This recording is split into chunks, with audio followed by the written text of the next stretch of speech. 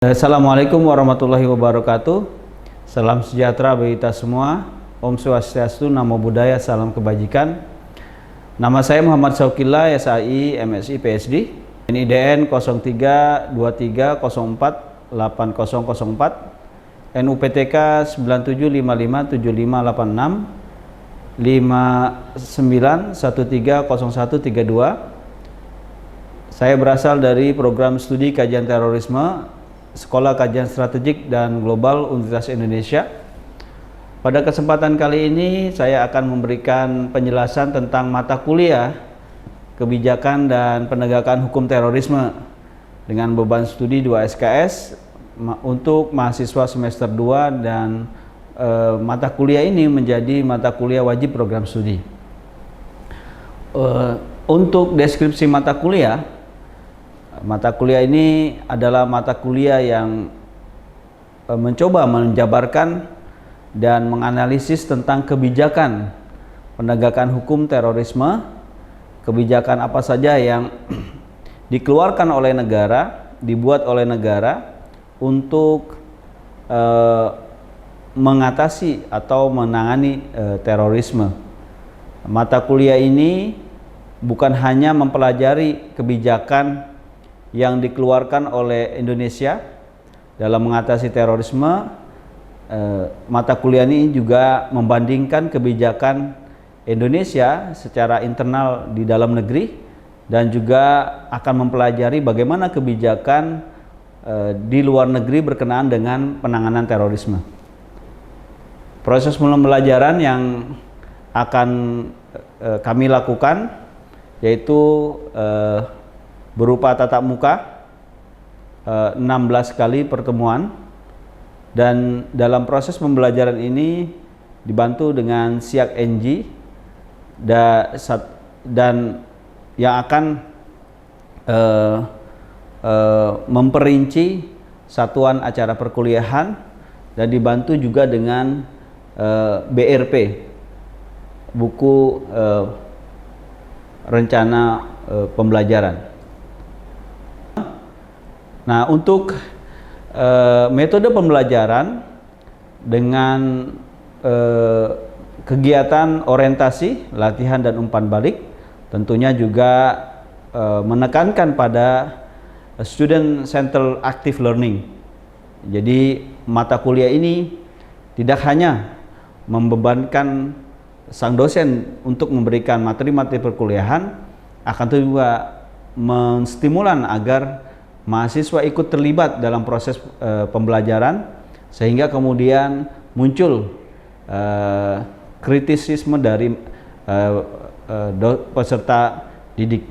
Nah, untuk mata kuliah ini, beban capaian pembelajaran lulusan program studi yang diberikan mata kuliah ini ada dua, yaitu lulusan mampu merancang riset yang inovatif dan teruji guna memecahkan permasalahan di bidang radikalisme, terorisme, dan ekstremisme yang bermanfaat bagi masyarakat dan ilmu pengetahuan yang diakui secara nasional dan internasional. Yang kedua, lulusan mampu merekomendasikan solusi permasalahan berbasis revolusi 4.0 dalam bidang radikalisme, terorisme, dan ekstremisme, tentunya melalui pendekatan interdisiplin, multidisiplin, dan transdisiplin. CPMK mata kuliah ini adalah mahasiswa mampu mengevaluasi kebijakan terorisme yang ada di nasional dan di luar negeri. Tentunya mampu mengkritisi berbagai kebijakan yang ditelurkan oleh lembaga-lembaga di lingkup nasional dan juga di lingkup internasional atau global. Lalu kemudian sub CPNK-nya, satu, menjelaskan bagaimana perkembangan kebijakan terorisme di Indonesia, menjelaskan perkembangan hukum positif terorisme yang ada di Indonesia. Lalu kemudian mengklasifikasi perbedaan hukum terorisme berdasarkan perkembangan peraturan perundang-undangan yang mengatur tentang penanganan terorisme. Mengidentifikasi berbagai kebijakan nasional terhadap terorisme yang berlaku di Indonesia dan di negara lain. Hal ini untuk memberikan pengetahuan kepada mahasiswa agar mahasiswa itu mampu melihat bagaimana perkembangan dinamika kebijakan terorisme di negara lain. Lalu yang terakhir, menyimpulkan berbagai aturan yang berlaku dalam lingkup nasional maupun internasional berkenaan dengan terorisme, bagaimana perkembangan penanganan terorisme di nasional dan di internasional. Lalu kemudian apa saja yang dilakukan untuk mendelivery perkuliahan. Metode apa saja yang digunakan? Yang pertama, dalam mata kuliah ini kami menggunakan ceramah yang partisipatif, artinya ceramah ini dua arah. Tidak hanya dosen yang memberikan materi perkuliahan, akan tetapi juga mahasiswa diberikan kesempatan untuk memberikan tanggapan, opini terkait dengan tema-tema tertentu. Lalu yang kedua, kami gunakan diskusi untuk mengeksplor berbagai macam hal terkait dengan penanganan terorisme, kebijakan nasional penanganan terorisme maupun kebijakan-kebijakan di level regional dan internasional, sehingga kemudian mahasiswa dapat mampu membandingkan berbagai macam kebijakan yang ditelurkan oleh stakeholder baik di dalam dan di luar negeri. Yang ketiga, studi kasus kebijakan penanganan terorisme terbaru. Ini penting karena fenomena di luar sana itu memerlukan satu analisis akademik terkait bagaimana seharusnya kebijakan penanganan terorisme yang ditinjau dari sisi akademik. Lalu yang keempat, presentasi dan umpan balik, artinya mahasiswa mampu mempresentasikan apa yang menjadi gagasan pikirannya, lalu kemudian audiens atau peserta didik yang lain, mahasiswa yang lain dapat memberikan feedback berupa saran, masukan, kritik, dan kemudian itu menjadi diskusi akademik yang produktif. Ya. Yang kelima yaitu penugasan review jurnal dan penugasan review jurnal baik nasional maupun jurnal internasional. Selanjutnya terkait dengan penilaian. Penilaian ada 4, penilaian aktivitas di kelas yang berada pada bobot 20%, penugasan review jurnal nasional dan internasional berada pada bobot 20%, lalu kemudian UTS 30% dan UAS 30%. Sekian berkenaan dengan penjelasan tentang buku rancangan pengajaran, mata kuliah kebijakan dan penanganan kebijakan dan penegakan hukum terorisme. Sekian, wassalamualaikum warahmatullahi wabarakatuh. Salam sejahtera bagi kita semua, Om Swastiastu, Namo Buddhaya, salam kebajikan. Pada kesempatan siang hari ini kita akan membahas tentang kebijakan keamanan komunikasi dalam hal terorisme cyber di mata kuliah kebijakan dan penegakan hukum terorisme oleh saya Muhammad Syauqillah. Terima kasih teman-teman atas kehadirannya. Sebagaimana tadi saya sudah sampaikan di bagian pembuka, maka salah satu hal yang akan dibahas dalam perkuliahan ini adalah mereview kebijakan tentang penanggulangan terorisme, dalam hal ini terkait dengan terorisme cyber. Nah, terorisme cyber sendiri saya lebih banyak mengulas di sini cyber sebagai sarana untuk membantu aksi terorisme atau membantu tindak pidana terorisme yang dilakukan oleh pelaku tindak pidana terorisme. Nah, kita coba identifikasi, nanti ada dua hal. Identifikasi platform komunikasi, yang kedua yaitu analisa keamanan komunikasi digital. Yuk mari kita lihat identifikasinya seperti ini. Bagaimana sih sebetulnya media sosial dan terorisme? Nah, ini saya cuplik dari beberapa riset yang dilakukan oleh teman-teman kajian terorisme mulai dari jurnal hingga tesis. Yang pertama itu adalah Pak Agung Sukoco tahun 2021. Beliau meneliti tentang bagaimana pemanfaatan media untuk modus operandi terorisme. Jadi seringkali kita lihat media sosial itu membantu pelaku-pelaku untuk kemudian mereka melakukan berbagai macam modus operandi terorisme. Lalu bagaimana sih pencegahan terorisme melalui media sosial? Bagaimana mencegahnya? Nah, itu dilakukan satu riset yang dilakukan oleh Febri Tias. Lalu kemudian bagaimana memproduksinya? Memproduksi media sosial sebagai salah satu produsen katalisator gitu ya. Lalu kemudian kalau kita lihat dampaknya media sosial. Nah, coba kita lihat angkanya teman-teman. 2023 11,7%, 2024 turun 0,1%, 11,6%. Nah, indeks potensi radikalisme di tahun 2024 tadi saya sampaikan 11,6%. Itu dampaknya. Dan kalau kita lihat instrumen di indeks potensi radikalisme ini juga menyorot bagaimana media sosial. Nah, kemudian kalau kita lihat survei BRIN dan Densus 88, itu ternyata ketika keterpaparan melihat bagaimana ketika keterpaparan mahasiswa di 8 perguruan tinggi di Indonesia terkait isu khilafah dan Pancasila. Ditanyakan bagaimana respon mereka terhadap khilafah, bagaimana respon mereka terhadap Pancasila, dan itu ada di 8 perguruan tinggi negeri. Selanjutnya, kalau kita lihat beberapa konten ya teman-teman, ini data tahun 2024. Ini reviewnya, jumlah konten modal sekian, 62.052. 60.549 dengan persentase 32%, 57.529 dengan persentase 31,20%. Lalu kemudian konten teror itu sekitar 4.286.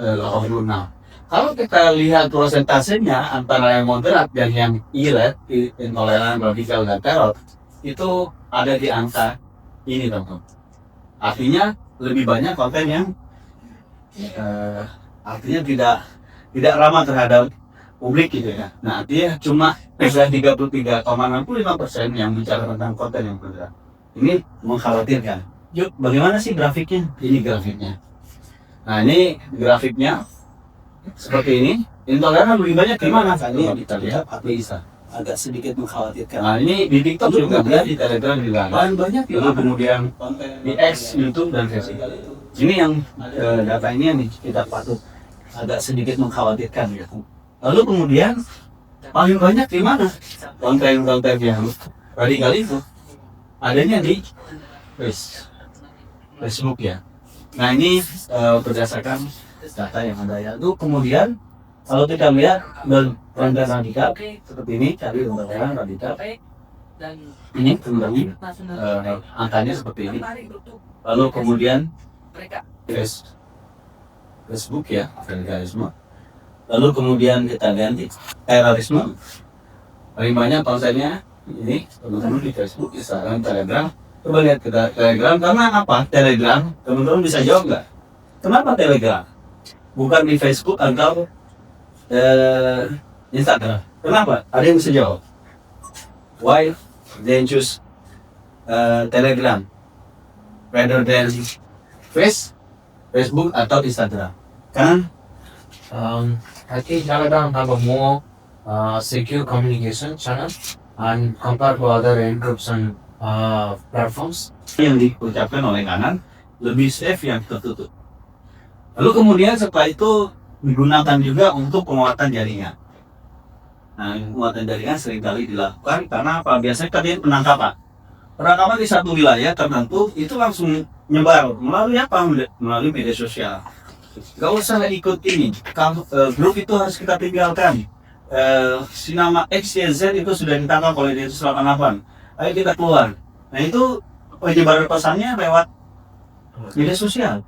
Lalu kemudian mengkomunikasi jaringan, mengkomunikasi antara simpul satu dan simpul yang lain. Misalkan yang di Lampung dengan yang di Jawa Barat, yang Jawa Barat dengan yang di Solo dengan yang di NTB, dan kemudian yang ada di NTB berkomunikasi dengan yang ada di Poso. Nah ini fungsi media sosial dalam upaya terorisme. Kita bergeser. Lalu sebetulnya problem kita di mana sih? Kalau misalkan kita lihat landscape terorismenya di media sosial seperti itu, menurut saya ada dua hal penting. Pertama, tidak ada kedaulatan cyber. Ketika satu negara nggak berdaulat secara cyber, sulit kita berbicara tentang pertahanan balik maupun keamanan cyber. Sulit. Karena apa? Kita tidak bisa berdaulat mengatur jaringan yang ada. Kalau kedaulatan cyber kan bicara soal itu ya, teman-teman. Bagaimana kita punya kemampuan, nah ini untuk apa? Untuk menerapkan kontrol atas jaringan. Nah ini jadi teman-teman bisa lihat bagaimana internet hanyalah satu bagian dari luasnya dunia yang memiliki kedaulatan. Nah itu jadi sepertinya internet itu geopolitis. Lalu kemudian upaya negara cyber ini adalah upaya entitas negara untuk mengatur dan menciptakan batas-batas suatu jaringan, kemudian menerapkan suatu kontrol melalui penegakan. Itu melalui Omar dan Klein 2013. Lalu kemudian Red Watch itu 2017 kemampuan untuk menguasai secara penuh dan mengendalikan akses dan transaksi atas data digital. Nah ini yang hari ini masih menjadi problem. Kita bicara tentang kita mau aman secara cyber, kalau kita nggak punya kedaulatan cyber, tidak sulit. Nah ini yang menurut hemat saya perlu kita cermati gitu ya teman-teman, bagaimana kedaulatan cyber itu ada. Karena kuncinya menurut hemat saya, bagaimana kedaulatan cyber. Karena dia jadi hal yang utama.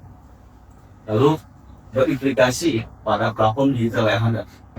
Take down, Anda mau take down, Aska mau take down, tidak serta-merta pengajuan take down itu langsung di-accept. Harus pelajari dulu, harus ini, dan itu harus comply dengan apa yang menjadi kepentingan dari platform-platform digital. Nah, tidak serta-merta negara bisa mengajukan satu konten yang dalam tanda kutip itu bermuatan nuansa radikal gitu ya, itu kemudian bisa langsung dilakukan take-down, penurunan dari konten digital. Nah karena ini tadi isu utamanya itu, selain itu kalau itu kan tadi sarana ya teman-teman, bagaimana sarana itu muncul digunakan.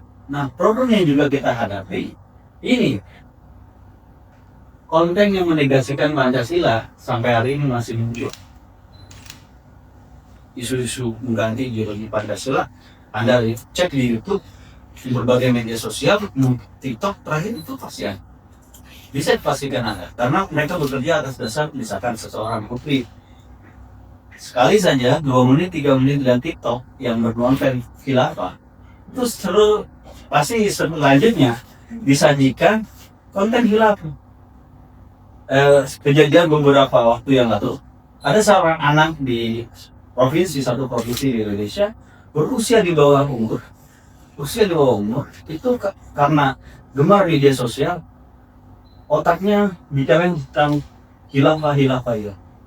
Nah ini sedang ditangani. Nah ini problem yang sangat mengkhawatirkan.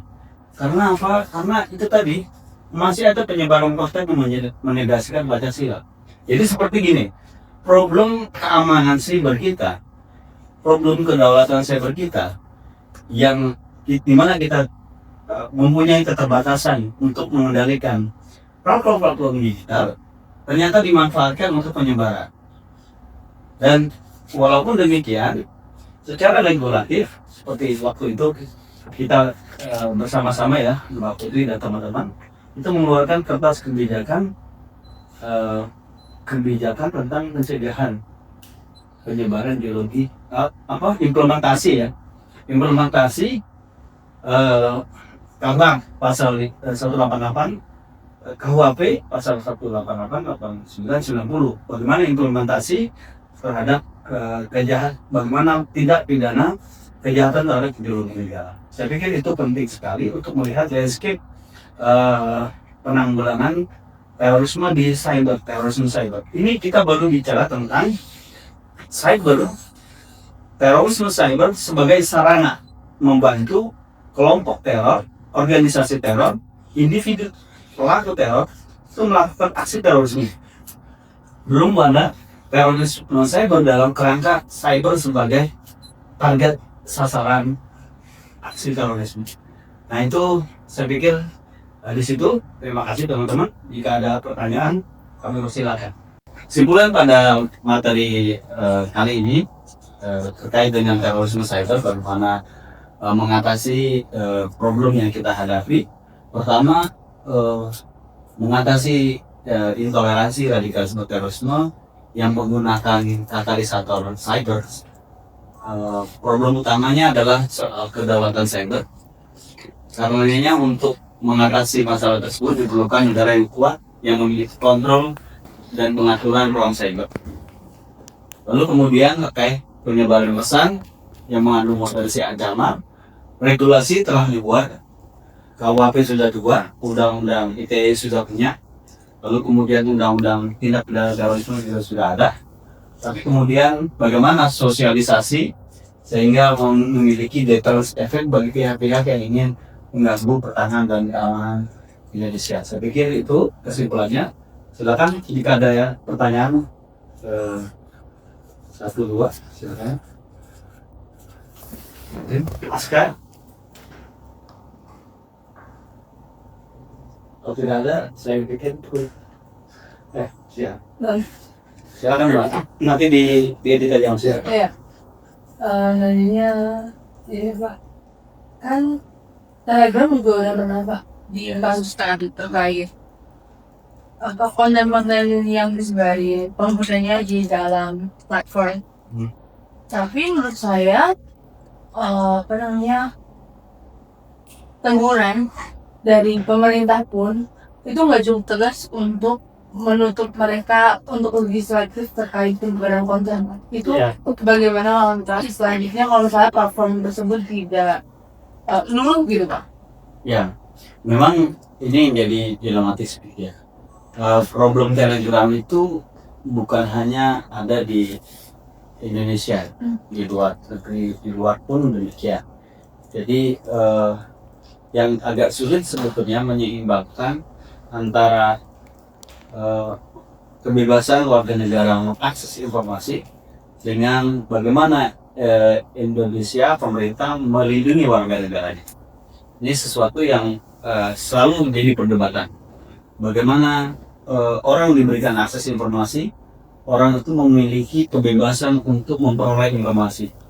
Orang itu bebas mengungkapkan pendapatnya. Tapi di sisi yang lain, negara, pemerintah punya kewajiban untuk melindungi warga negara. Nah ini dua hal yang kadang tidak bisa bersamaan.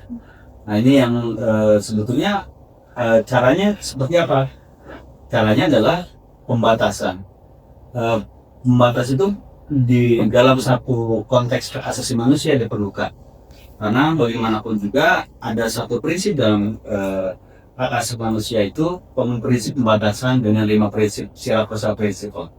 Jadi kebebasan warga negara itu bisa dibatasi atas dasar misalkan keamanan, ketertiban, moral publik. Nah ini atau peraturan perundang-undangan yang dibuat untuk itu.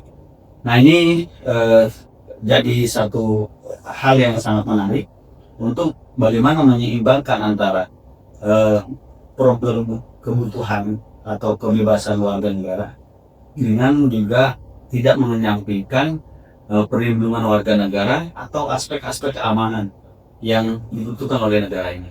Artinya negara dalam hal ini kalau kita lihat efeknya sampai hari ini bukan hanya dalam term terorisme cyber, term-term yang lain, misalkan soal problem katakanlah di online gitu ya, narkotika dan lain-lain. Salah satu juga bagaimana negara berdaulat atas ruang sibernya, di mana negara punya kewajiban mengatur ruang siber. Nah ini menurut saya segala macam platform yang ada harus ikut tunduk patuh dengan aturan dan regulasi yang ada di Indonesia. Itu. Saya pikir itu saja. Terima kasih teman-teman atas perhatiannya untuk mata kuliah kebijakan dan penegakan hukum terorisme untuk sesi terorisme cyber dalam konteks kebijakan keamanan terkait dengan komunikasi. Terima kasih, saya akhiri. Assalamualaikum warahmatullahi wabarakatuh. Salam sejahtera bagi kita semua. Om Swastiastu, Namo Buddhaya, salam kebajikan. Terima kasih. Hari.